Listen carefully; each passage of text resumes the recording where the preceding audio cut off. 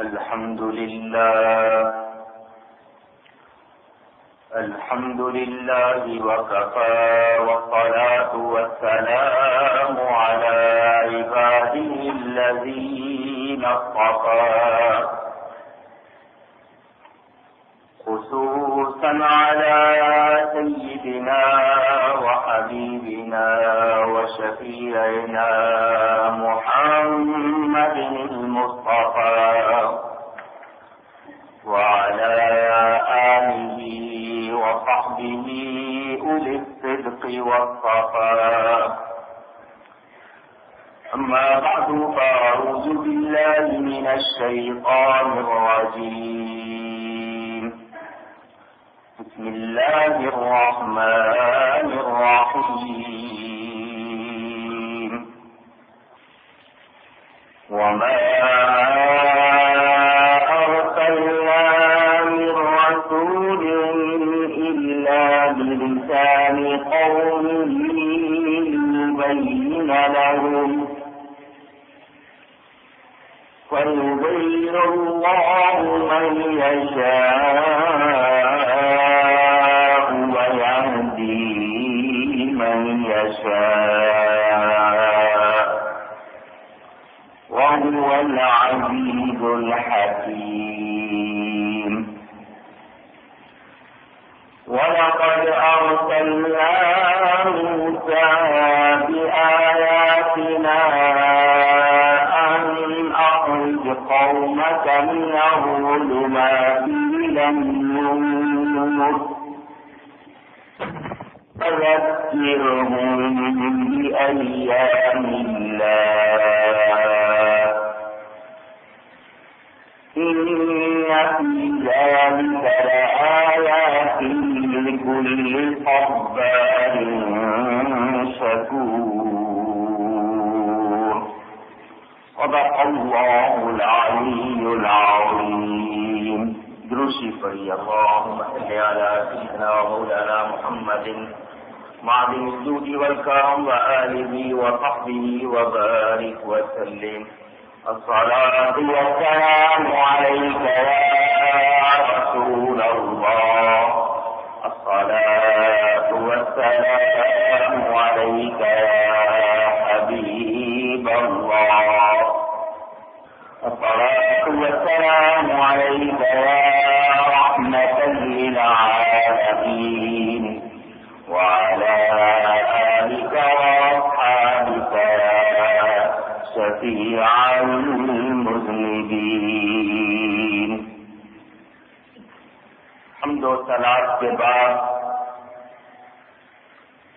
سورہ ابراہیم کی تفسیر کا بیان رمضان سے پہلے شروع کیا تھا. ماہ رمضان المبارک کی وجہ سے یہ بیان منقطع ہو گیا تھا اور ماہ رمضان میں اسی مناسبت سے موضوعات بیان ہوئے تھے. آج پھر بحمد اللہ تعالی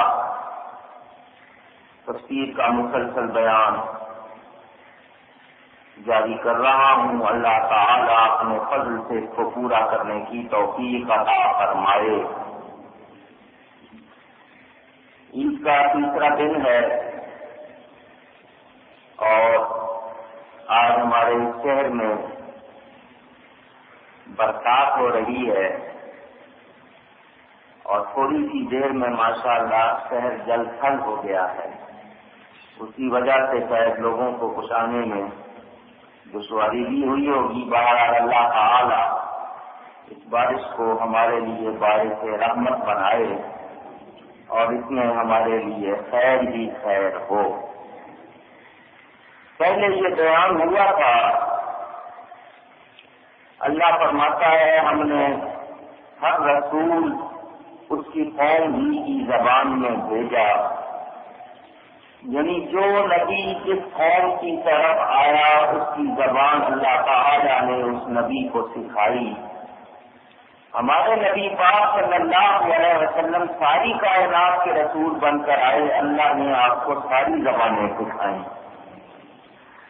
قرآن ہی میں نبیوں کا بیان ہے. کوئی جتنے بھی انبیاء کا ذکر 25-27 کے قریب، ان میں حضرت سلیمان علیہ السلام کے بیان میں یہ بھی ہے اللہ نے انہیں جانوروں پرندوں کی بولیاں بھی سکھائی تھی، اور ہمارے نبی پاک صلی اللہ علیہ وسلم سب کی زبانیں جانتے اور اب کی سب کی زبانیں سنتے ہیں اور اللہ کی عطا سے جانتے ہیں، یہ میں تفصیلی بیان کر چکا۔ اور یہ بھی کہ اللہ تعالی جسے چاہے گمراہ کرتا ہے اور جسے چاہے راہ دیتا ہے، ہدایت دیتا ہے، اور وہی عزت والا ہے، حکمت والا ہے۔ اس موضوع پر بھی گفتگو کر چکا ہوں، آپ حضرات نے سنی۔ آگے اللہ تعالیٰ ارشاد فرماتا ہے وَلَقَدْ أَرْسَلْنَا مُوسَىٰ بِآيَاتِنَا أَنْ أَخْرِجْ قَوْمَكَ مِنَ الظُّلُمَاتِ إِلَى النُّورِ، اور بے شک ہم نے موسیٰ کو اپنی نشانیاں دے کر بھیجا کہ اپنی قوم کو اندھیریوں سے اجالے میں لائے۔ اس کے تحت بھی یہ بیان کیا تھا کہ نبی لوگوں کو اندھیروں سے اور اندھیریوں سے نکالتے ہیں، وہ کفر کی اندھیری ہو، کفر کی تاریکی ہو، ضلالت گمراہی کی تاریکی ہو، نفاق کی تاریکی ہو، نافرمانی کی تاریکی ہو، اخلاقی خرابی ہو یا کوئی اور خرابی ہو، ان سب سے نکال کر لانے والا کون ہے؟ اللہ کا نبی۔ یہ کام اللہ نے کس کے سپرد فرمایا؟ نبیوں کے سپرد فرمایا۔ ان کی مدد کے بغیر، یعنی انبیاء کرام کی مدد کے بغیر کسی کو روشنی اور نور ملتا نہیں۔ ہدایت دینے والا اللہ ہے، مگر اللہ ہدایت کب دیتا ہے؟ جب قوم میں اپنے نبی کو بھیجتا ہے، نبیوں کے ذریعے دیتا ہے۔ اور اب یہ کام اولیاء کرام انجام دے رہے ہیں، کیونکہ وہ انبیاء کرام کے وارث ہیں اور ان کے تابع ہیں، فرما بردار ہیں۔ اس کا بیان اس آیت کے شروع میں بھی ہوا اور پھر یہ دوبارہ بیان ہوا ہے۔ اس سے میں اور آپ کی اچھی طرح جان لیں، ذہن میں اس کو پختہ کر لیں، پکا کر لیں کہ ہر شے کا خالق پیدا کرنے والا کون ہے؟ اللہ تعالی۔ خالق و مالک اللہ تعالی ہے، ہدایت کا خالق بھی اللہ ہے، مگر ہم جو یہ کہہ رہے ہیں تو قرآن کے بیان کے مطابق کہ یہ نبی ہیں جو قوم کی ہدایت کا باعث بنتے ہیں، جو لوگوں کو اندھیریوں سے، تاریکیوں سے، ظلمات سے نور کی طرف لاتے ہیں۔ اگر قول نہیں لاتے ہیں تو پھر قرآن کے اس بیان کا کیا مطلب ہوگا؟ اللہ جو بیان فرما رہا ہے کہ ہم نے موسیٰ کو نشانیاں دے کر بھیجا، تو نشانیاں وہ جو لائے ہیں حضرت موسیٰ علیہ السلام لے کر آئے نشانیاں، اللہ کیا فرماتا اخرج قومک من الظلمات الی النور، کہ وہ اپنی قوم کو اندھیریوں سے اجالے میں لائے۔ کہ یہ موسیٰ علیہ السلام کو منصب ملا ہے، یہاں میں پہلے بھی آپ کو بتا چکا ہوں، گمراہ کرنے کا منصب شیطان کو نہیں ملا، مہلت ملی، لیکن نبیوں کو تو ہدایت کا منصب دیا گیا۔ یعنی یہ کام گمراہ کرنا جو شیطان کو کام نہیں ملا ہے، اس کو اس کے لیے مہلت ملی ہے، اور نبیوں کو تو ہدایت کا کام دیا گیا۔ تو آپ خود سمجھ سکتے ہیں جس کو کام دیا جائے اس کو اختیار بھی دیا جاتا ہے، قوت بھی دی جاتی ہے۔ سمجھنے کے لیے بات کروں، بادشاہ جب کسی کو وزیر خزانہ بناتا ہے تو اس کا کام کیا ہے؟ وزیر خزانہ کا خزانے کو استعمال میں لانا کس کی ہدایت کے مطابق؟ بادشاہ کی ہدایت کے مطابق، کیونکہ اس کو وزیر خزانہ کس نے بنایا؟ بادشاہ نے۔ اگر یہ کہا جائے کہ جی وزیر خزانہ کو کوئی اختیار نہیں، کوئی قوت نہیں، تو پھر وہ وزیر کیوں کہلاتا؟ اس کو جب وزارت دی گئی تو اختیار تصرف کرنے کا اس کو حکم دیا گیا ہے، تو اب اگر وہ اپنے اختیار کو استعمال کر رہا ہے تو اس اختیار کا اصل مالک بادشاہ ہے، مگر اسی نے آگے اس وزیر کو دیا ہے۔ تو میرے دوستوں اور بزرگوں، سمجھنے سمجھانے کے لیے یہ بات کی، آپ یقین رکھیں سمجھنے سے کہ اللہ تعالیٰ خالق ہے ہدایت کا، مگر اس نے اپنے نبیوں کو جب یہ کام سپرد کیا تو اس کا اختیار بھی دیا اور اس کی قوت بھی عطا کی۔ اب اس سے یہ نہیں ہوگا کہ نبی خدا کے برابر ہو گئے۔ اگر کوئی یہ سمجھے گا کہ یہ اس کی غلطی ہے، کیونکہ اللہ کے برابر یا اللہ جیسا کوئی ہو سکتا نہیں۔ وہ لوگ جو یہ اعتراض کرتے ہیں کہ اگر نبی ہدایت دے سکتا تو پھر فلاں کو ہدایت کیوں نہیں دی، فلاں کو ہدایت کیوں نہیں دی، میں نے کتنی مرتبہ ان باتوں کا جواب دیا ہے۔ جس طرح آج بھی لوگ اعتراض کرتے ہیں کہ تم کہتے ہو نبی پاک صلی اللہ علیہ وسلم ہدایت دیتے ہیں، تو اگر نبی ہدایت دے سکتا تو ابو جہل کو ہدایت کیوں نہ دی، ابو لہب کو ہدایت کیوں نہ دی، ولید بن مغیرہ کو ہدایت کیوں نہ دی؟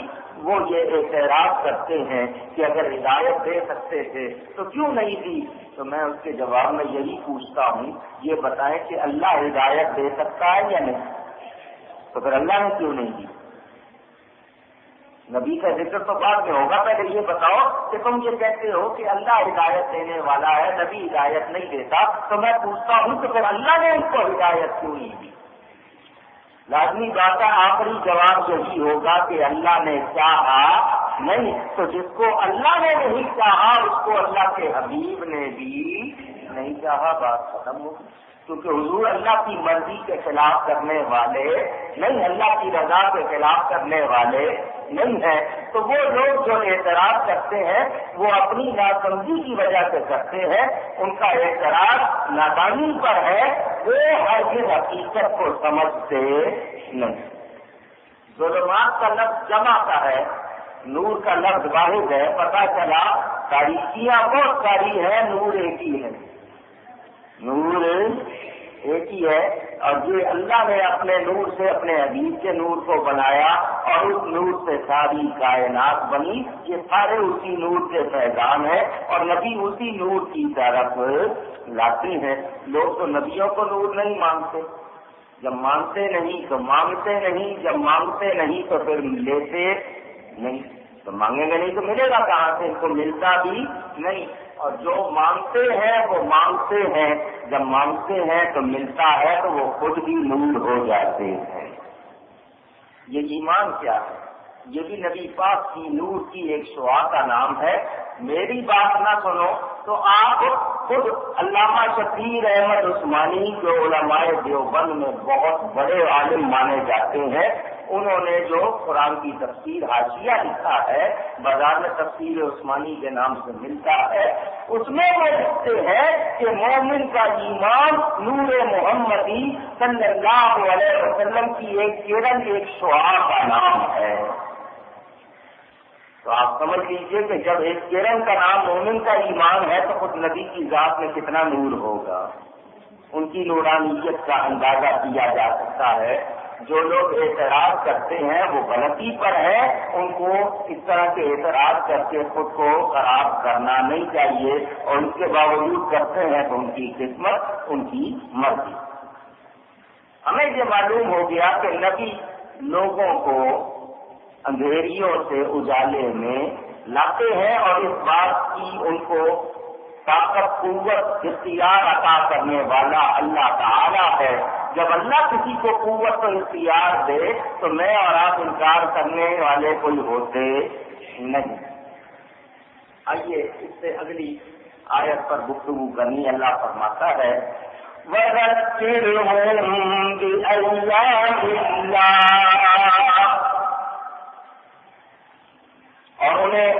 کے دن یاد دلا اور انہیں اللہ کے دن یاد دلا. یہ جو بات ہے یہ ذرا تفصیل سے کچھ بیان کروں گا، توجہ کیجیے. یہ سارے دن کس کے ہیں؟ ذرا اونچی کہہ دیجیے. اللہ کے. یہ دن اللہ کے، یہ راتیں اللہ کی ہیں. اور اللہ قرآن میں فرما رہا ہے، اپنے نبی کو فرما رہا ہے کہ اور انہیں اللہ کے دن یاد دلاؤ. تو اللہ تعالیٰ سے پوچھا جائے یا اللہ یہ سارے دن تو تیرے ہیں، ساری راتیں تیری ہیں، پھر بھی حکم ہو رہا ہے کہ ان کو اللہ کے دن یاد دلاؤ، تو اس سے مراد کوئی خاص دن ہے؟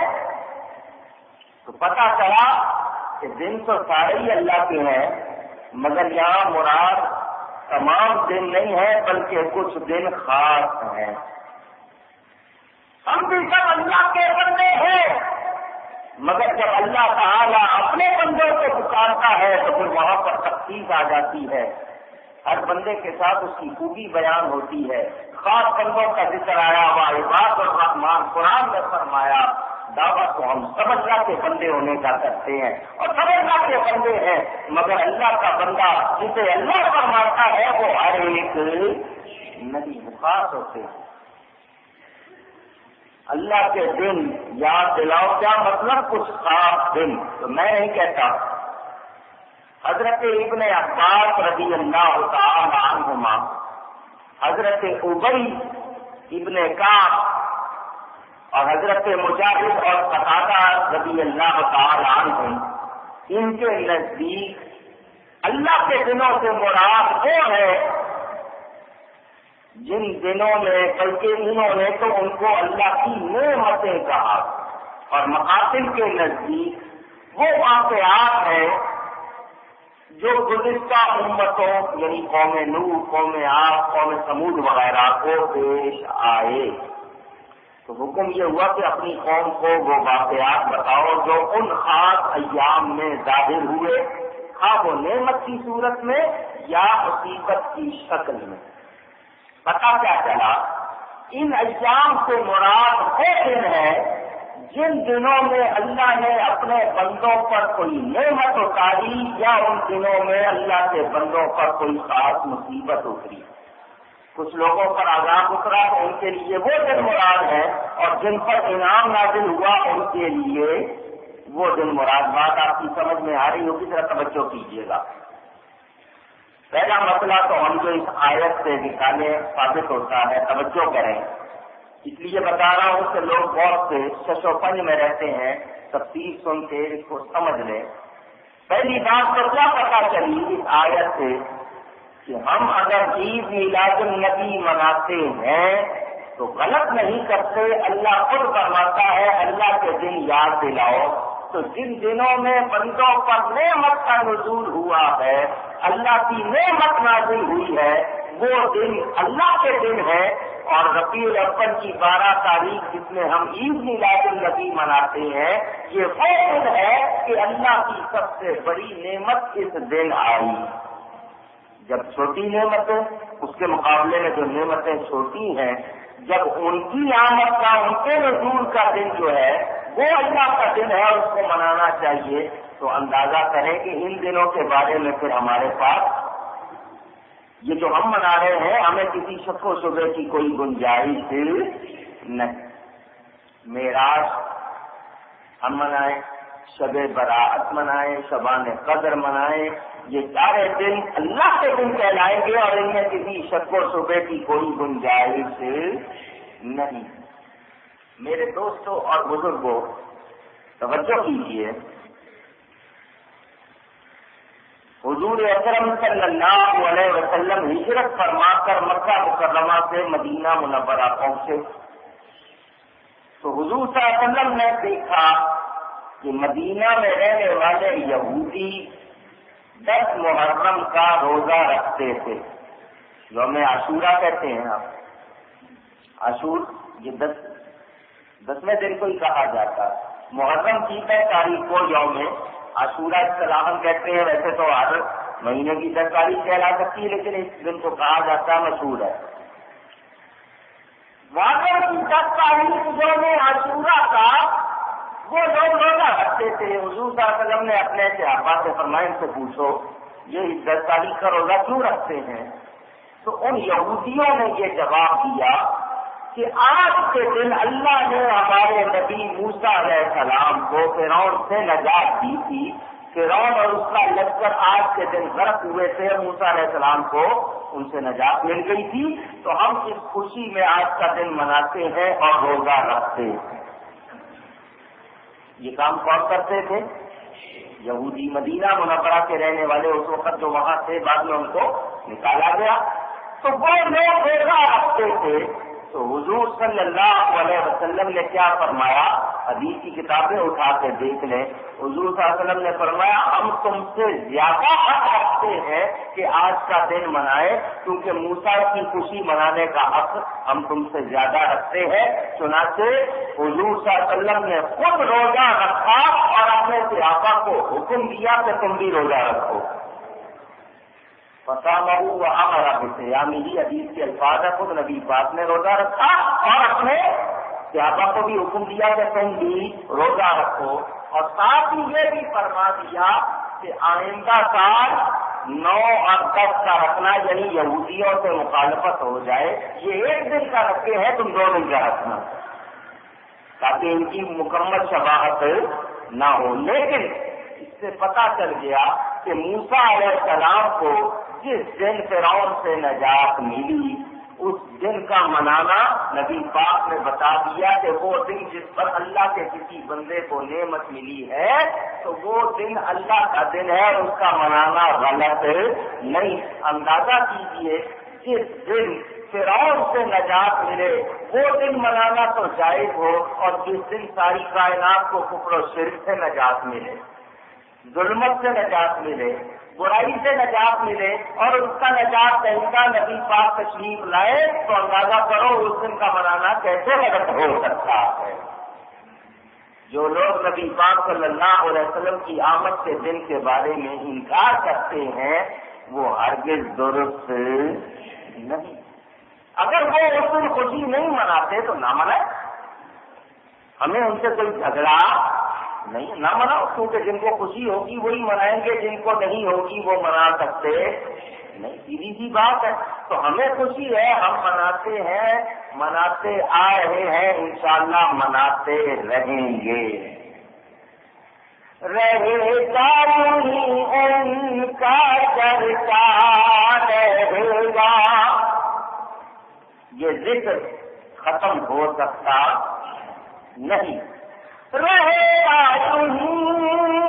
ان کا چلتا رہے گا، پر خواب ہو جائے جل جانے والے۔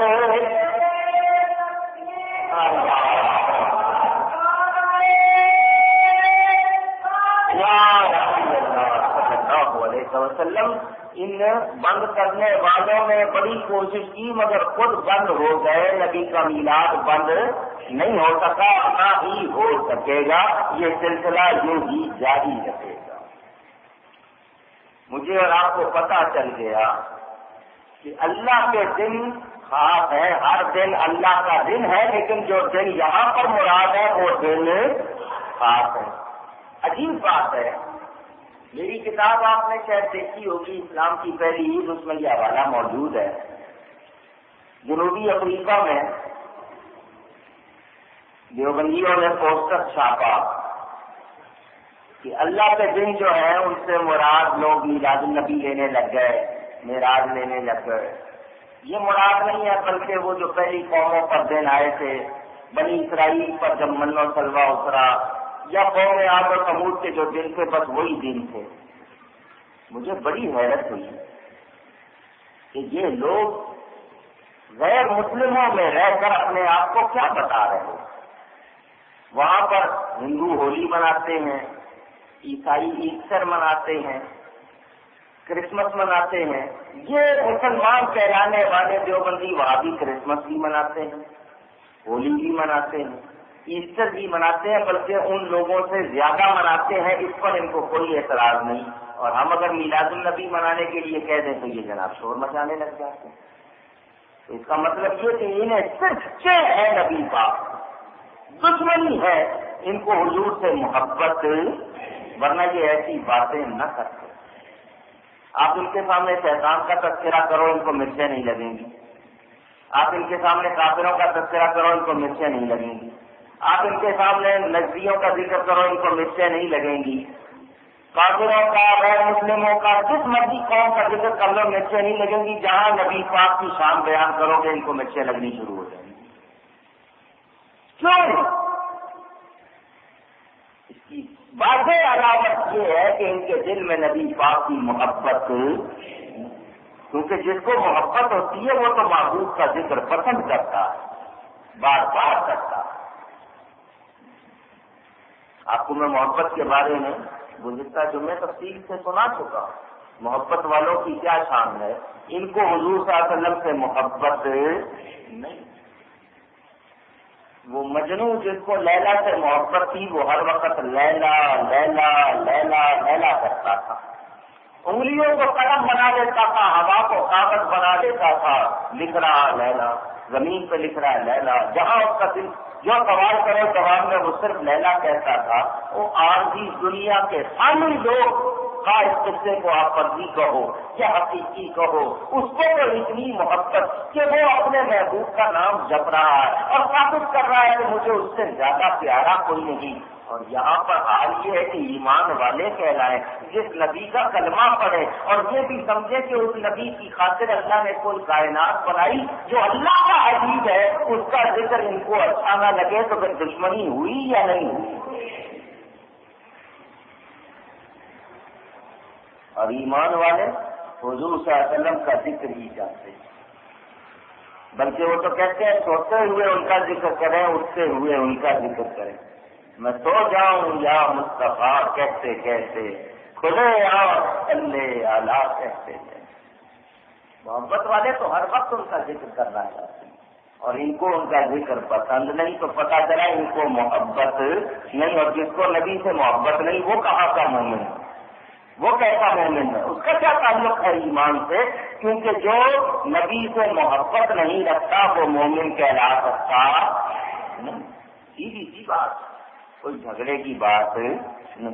میرے دوستوں اور بزرگوں، یاد رکھیں ایام اللہ ویسے تو سارے دن اللہ کے ہیں، مگر یہاں اللہ نے جن دنوں کو اپنا دن فرمایا ان سے خاص دن مراد ہے۔ کون سے دن مراد ہیں؟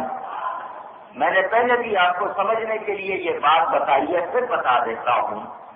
ایک عام کاغذ ہوتا ہے اور ایک نوٹ ہے، دونوں میں فرق ہے یا نہیں؟ ذرا اونچی، اچھا کیسا فرق ہے کہ سادہ کاغذ آپ پھینک بھی دیتے، نوٹ والا کاغذ پرانا ہو جائے پھٹ جائے آپ پھینکتے نہیں۔ ٹھیک کہہ رہا ہوں؟ نہیں، میں اس سے بھی زیادہ کڑوی بات کروں۔ یہ جس کو آپ بندی کہتے ہیں، جمع دار کہتے ہیں، جھاڑو دینے والا، سویپر کیا کہتے ہیں؟ یہی کہتے ہیں نا لفظ۔ وہ جس برتن میں پانی پیے یا کھانا کھائے آپ اس برتن میں کھا پی لیتے ہیں؟ نہیں کھاتے۔ اس کو ہاتھ بھی لگانا آپ اچھا نہیں سمجھتے، فوراً ہاتھ دھوئیں گے آپ اپنے اگر لگانا پڑ گیا۔ صحیح کہہ رہا ہوں؟ لیکن نوٹ وہ بھی دے تو آپ لے کے جیب میں ڈال دیتے ہیں۔ سچ کہہ رہا ہوں، اس سے اندازہ کرنے کے نوٹ کی اہمیت آپ کے نزدیک کتنی ہے۔ آپ نوٹ کی اہمیت کا اندازہ کر لیں کہ لینا ہو کچہرا ہو، پاک کے ہاتھ سے ملے ناپاک کے ہاتھ سے ملے، مسلمان سے ملے غیر مسلم سے ملے، نوٹ لے کر آپ جیب میں ڈالیں گے، ہاتھ بھی نہیں دھوئیں گے آپ۔ صحیح کہہ رہا ہوں؟ اس سے اندازہ کر لیں نوٹ کتنا اہم ہے آپ کے لیے۔ حالانکہ کاغذ کی کاغذ ہے، نوٹ کی کاغذ ہے، مگر نوٹ کی اتنی اہمیت کیوں ہے؟ اس لیے کہ اس پہ سرکاری مہر لگی ہوئی ہے، اس کی قیمت آپ کو معلوم ہو گئی سرکاری مہر کی وجہ سے۔ ارے سمجھنے کے لیے بات کی ہے، سارے دن اللہ کے ہیں مگر جن دنوں پر قدرت کی مہر لگ گئی ہے وہ دن بھی خاص دن ہے۔ اللہ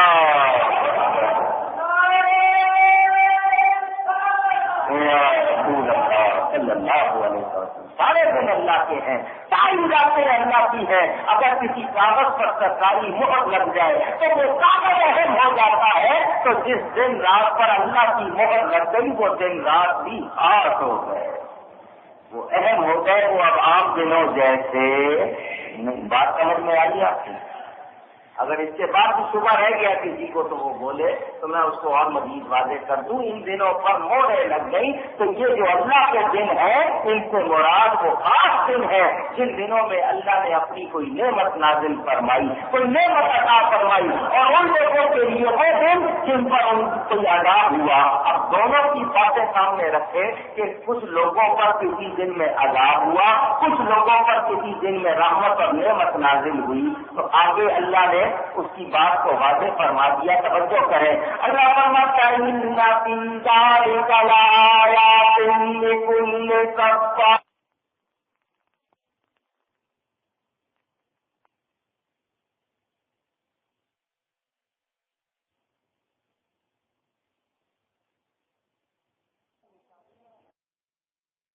اس میں نشانیاں ہیں ہر بڑے صبر والے شکر گزار کو۔ کیا مطلب کہ صبر بھی کرنا ہے، شکر بھی کرنا ہے۔ جو لوگ مصیبت پر صبر کرتے ہیں وہ، اور جو نعمت پر شکر کرتے ہیں وہ، اب ہم نے یہ دیکھنا ہے کہ ہمارا حال کیا ہے۔ اگر ہم مصیبت پر صبر کریں تو مومن، نعمت پر شکر کریں تو مومن، اور اگر ان دونوں حالتوں میں ہماری کوئی حالت نہیں تو اپنے ایمان کو تو پھر ہم خود سوچیں کہ ہمارا ایمان ہے کیا۔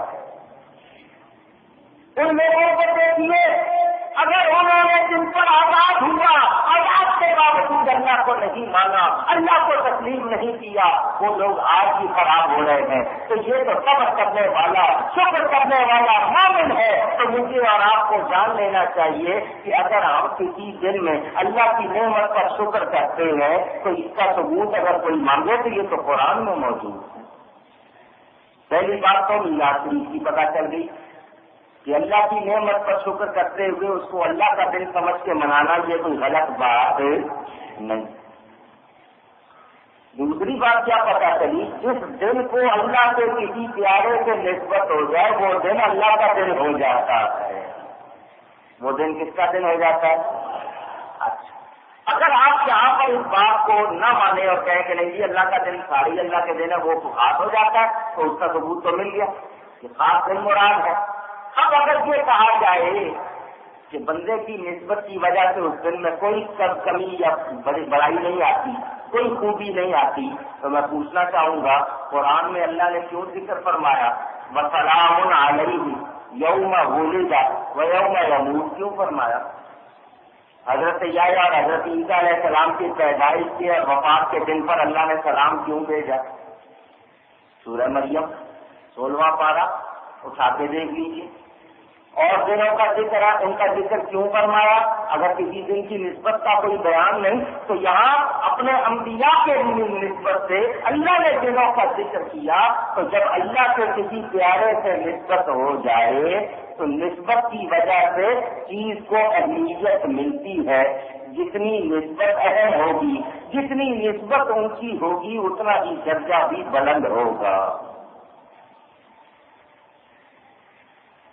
اگر نہیں مانتے ہیں تو میں پوچھتا ہوں آپ نے کپڑے پہنے ہوئے ہیں یا نہیں؟ یہ آپ کے جسم کا غلاف ہے نا، اس نے آپ کے جسم کو ڈھانکا ہوا، اور ایک وہی کپڑا جو آپ اپنے جسم پر پہنتے ہیں اسی کا آپ قرآن شریف کا غلاف بنا لیتے ہیں۔ صحیح کہہ رہا ہوں؟ حالانکہ قرآن کریم کو غلاف کی ضرورت نہیں، لیکن غلاف آپ کیوں چڑھاتے ہیں؟ تعظیم کے لیے، اس کتاب کو دوسری کتابوں سے نمایاں اور الگ رکھنے کے لیے، اس کی اہمیت ظاہر کرنے کے لیے۔ ٹھیک ہے، آپ نے کبھی اپنے کپڑے کو چوما؟ قرآن شریف کے خلاف کو چونتے ہیں، کیوں؟ نسبت کی وجہ سے۔ کس وجہ سے؟ یہ جو کپڑے آپ نے لینے ہوئے یہ صرف آپ کے جسم سے لگے، ان کی نسبت آپ کے جسم سے ہے، اور قرآن شریف کے خلاف کی نسبت قرآن سے ہے، قرآن کی نسبت اللہ سے ہے۔ جتنی نسبت بلند ہوتی جائے گی اتنی ہی اہمیت بڑھتی جائے گی۔ اللہ والے کی قبر کے خلاف کو کیوں چوم لیتے ہیں؟ کہ وہ اس کی قبر کا خلاف ہے، اور وہ قبر اللہ والے کی ہے، بات تو اللہ تک ہی جا پہنچی۔ بات سمجھ رہے ہیں آپ؟ نسبت کی بات ہے، تو جہاں نسبت آئے گی اس نسبت کی اہمیت بھی واضح ہو جائے گی۔ تو جن دنوں کی نسبت اللہ کے پیاروں سے ہو گئی وہ دن بھی عام دن نہیں رہے، وہ دن بھی خاص دن ہو گئے۔ وذکرہم بایام اللہ، اور ان کو اللہ کے دن یاد دلاؤ۔ اب اس میں دو باتیں ہو گئی۔ تیسری بات میں بتا چکا کہ جہاں اس سے مراد قوم عاد، قوم ثمود وغیرہ پر عذاب کے دن بھی مراد ہے، یا بنی اسرائیل پر من و سلویٰ نعمتیں جو نازل ہوئی وہ دن مراد ہے۔ لیکن مجھے اور آپ کو پتہ کیا چلا کہ جن دنوں میں اللہ کی نعمتیں نازل ہوئی وہ دن اللہ کے دن ہے۔ تو اب ہم اپنے اوپر دیکھیں کہ ہم پر کیا کیا نعمتیں، جس دن قرآن اترا وہ دن بھی ہمارے لیے اللہ کا دن، جس دن نبی پاک آئے وہ دن بھی اللہ کا دن، جس دن نبی پاک کو معراج ہوئی وہ دن بھی اللہ کا دن۔ تو ہمیں یہ سب یاد رکھنا ہے، یہ دن اللہ کا دن ہے، اور اللہ فرماتا ہے ان کو اللہ کے دن یاد دلاؤ۔ تو اب اس سے ایک مسئلہ یہ بھی نکل آیا کہ ان دنوں کو منانا، ان دنوں میں جلسے کرنا، واعظ کرنا، لوگوں کو اللہ کی نعمت یاد کروانا، ان دنوں کا منانا غلط نہیں ہے، بلکہ یہ نبیوں کی سنت ہے، قرآن سے ثابت۔ اللہ نبی کو فرما رہا ان کو اللہ کے دن یاد دلاؤ، تو اس دن کا یاد دلانا یہ غلط بات نہیں۔ میرے دوستوں اور بزرگوں، کفار و منکرین پر جو منکر ہیں، کافر ہیں، بے ایمان ہیں، عذاب کی تاریخوں کو، ان پر عذاب کی تاریخوں کو، اور جو نیک ہیں، ابرار ہیں، اللہ کے پیارے ہیں، ان پر انعامات کی تاریخوں کو اللہ کی نشانیاں فرمایا گیا۔ کیا فرمایا گیا؟ اللہ کی نشانیاں۔ اس سے پتہ چلا کہ نیکوں پر اللہ کی نشانیاں نازل ہوتی ہیں، اور نیک بھی اللہ کی نشانیاں ہوتے ہیں۔ میرے دوستوں اور بزرگوں، اگر مجھے اجازت دیں تو ایک مسئلہ اور کر دوں۔ اللہ فرماتا ہے ان کو اللہ کے دن یاد دلاؤ، اس سے کسی تاریخ کا تعین کرنا بھی ثابت ہو گیا۔ لازمی بات ہے، ہم جس دن کا ذکر کریں گے کہ آج کے دن فلاں نعمت ہوئی تو اس خاص تاریخ کا بیان ہوگا یا نہیں ہوگا؟ لوگ کہتے ہیں دن کا تقرر نہ کرو، دن فکس نہ کرو، خاص طور پر کسی دن کا فکس کرنا بھی، ہاں تو دن کے فکس کرنے کا ثبوت بھی مل رہا ہے۔ لازمی بات ہے، میں اگر یہ کہوں کہ یوم عاشورہ اس دن میں بنی اسرائیل کو فرعون سے نجات ملی، اور صرف اتنا ہی کہوں کہ ایک دن بنی اسرائیل کو فرعون سے نجات ملی، تو کس دن ملی؟ جب اس دن کی تاریخ لوں گا، اس کا بیان کروں گا تو خاص دن میں بیان ہو گیا۔ تو اب وہ لوگ جو انکار کرتے ہیں کہ خاص دن میں نہیں ہونا چاہیے، وہ تو پھر اس کا انکار کرتے ہیں۔ جس طرح ایصال ثواب کے لیے وہ بہت زیادہ کہتے ہیں کہ اگر دن مقرر کر لو تو شرک ہو جاتا ہے۔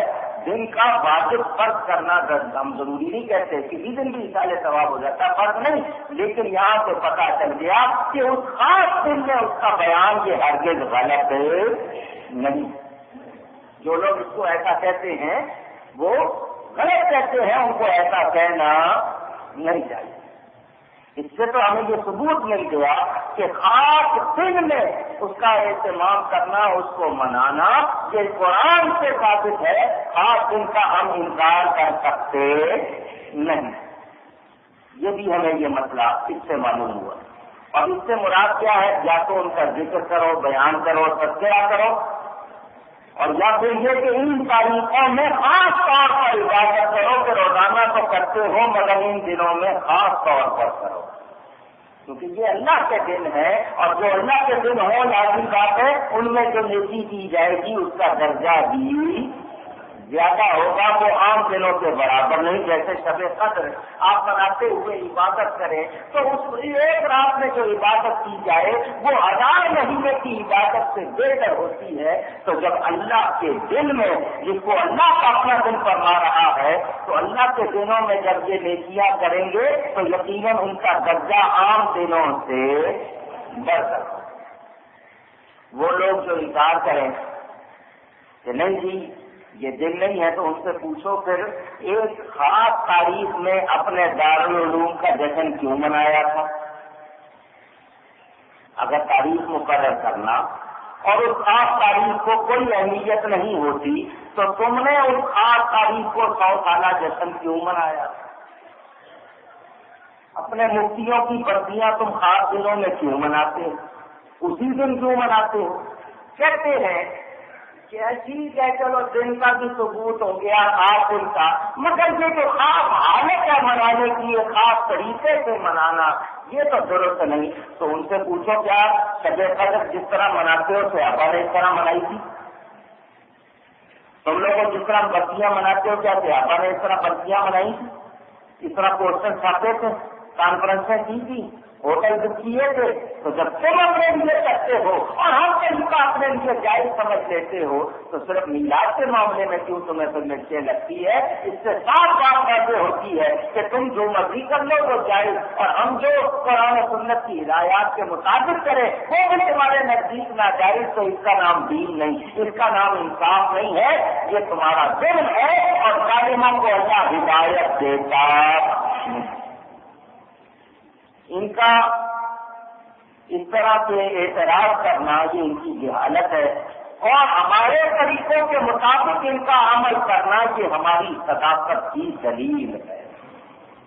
میرے دوستوں اور بزرگوں کی یادیں منانا، خاص تاریخوں میں ان کی یاد کو باقی رکھنا، ان کا تذکرہ کرنا، اس کی یاد دہانی کرانا لوگوں کو اور ان دنوں میں خاص طور پر عبادت کا اہتمام وغیرہ کرنا یہ غلط نہیں ہے، یہ ہرگز غلط نہیں، قرآن کے بیان کے مطابق ہے. لہذا ہم اہل سنت و جماعت جو ایام اللہ مناتے ہیں، اللہ کے دن جو مناتے ہیں، ہمیں پتہ چل گیا کہ ہم ہرگز غلط کرتے نہیں. میں نے اس بات کی وضاحت اس لیے کر دی کہ یہ بیان آیا، کسی کو صبح نہ رہے. لوگ اکثر اعتراض کرتے ہیں آپ سے کہ بتاؤ بھائی میلاد صحابہ نے منایا، تو صحابہ نے بہت سے کام نہیں کیے. اس وقت کی ضرورت اور تھی، اب ضرورت اور ہے. اس وقت یہ اولیاء کے کتنے مشاغل نہیں تھے. کچھ سالوی نے بھی اپنی کتابوں میں لکھا کہ اگر چیز بنیاد ہوتی ہے اسی کو آگے کرنے کے لیے اگر کوئی اور طریقہ اختیار کیا جائے تو وہ طریقہ غلط نہیں ہوگا، بشرطے کہ اس کی اصل اور ضرورت موجود ہو. تو اب دین کی تبلیغ کی ضرورت ہے، اس کے لیے کتنے نئے طریقے لوگوں نے اختیار کر لیے، ان طریقوں کو یہ بھی اپنائے ہوئے ہیں. تو حضور کی تعظیم جو ہے وہ ہم پر فرض ہے. اس کے لیے اگر موجودہ ماحول کی مناسبت سے کوئی نیا طریقہ بھی ہوگا مگر اس کی اصل موجود ہے تو اس کو غلط نہیں کہا جائے گا. اللہ والوں کی تعلیم کا ذکر قرآن میں ہے، اللہ والوں سے محبت کا ذکر قرآن میں ہے، پھر ایام اللہ منانے اور ان کی یاد دہانی کا ذکر قرآن میں ہے، تو اب اس کا انکار کیا جا سکتا نہیں. تب انکار کرتے ہیں وہ لوگ اپنا نقصان کرتے ہیں، اور جو لوگ ان دنوں کو مناتے ہیں